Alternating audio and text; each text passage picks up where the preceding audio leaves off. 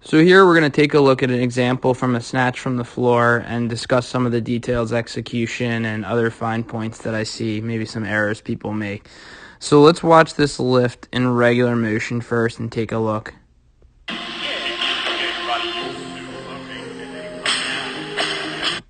So let's take a look at the setup for a snatch.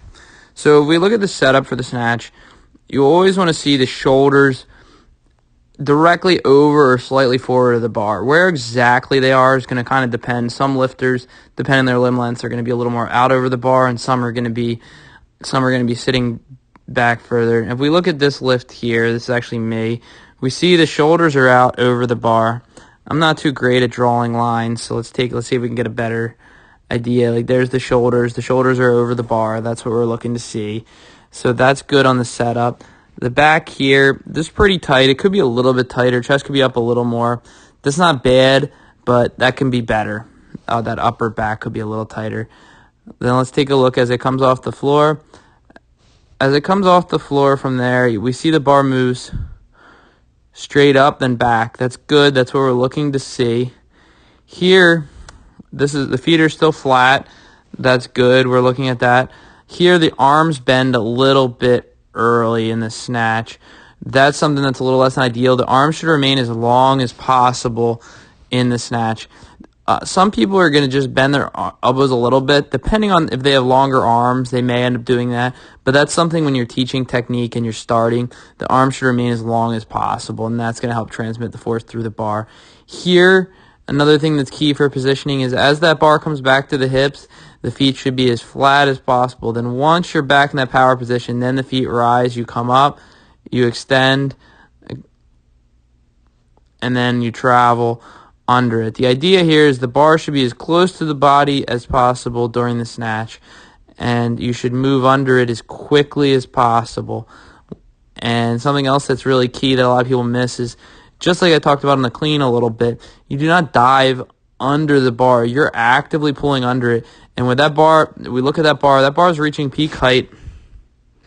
Let's take a look where that peak height for that bar is. About, let's see if it's there. It's about there, all right? So that's the peak height is right around that line. We see it's not getting higher than that.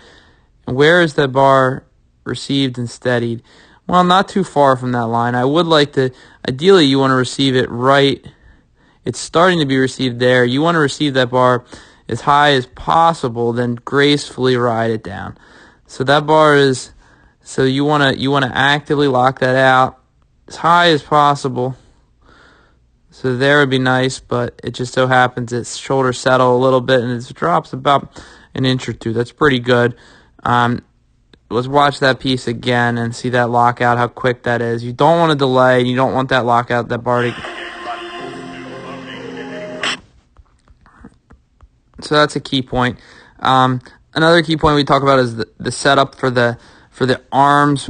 How wide should they be? Well, when we look here, we can see into the power position. It should bring it nicely into the hips. That's going to determine what's a good position. A lot of times I'll take someone and size them up with a PVC, have them lean kind of into this power position right here, and see where the bar will contact nicely in the hip crease.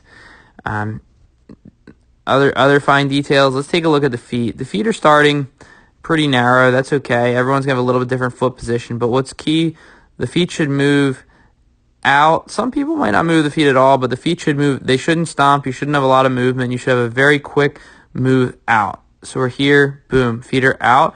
Because then once the feet are planted, you can start pulling yourself under the bar and putting force.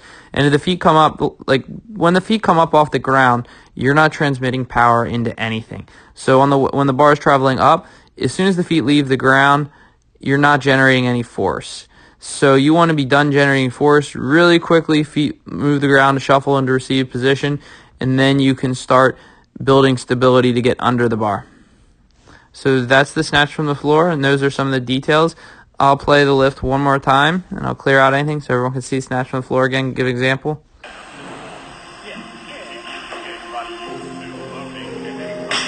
All right, that's snatch from the floor.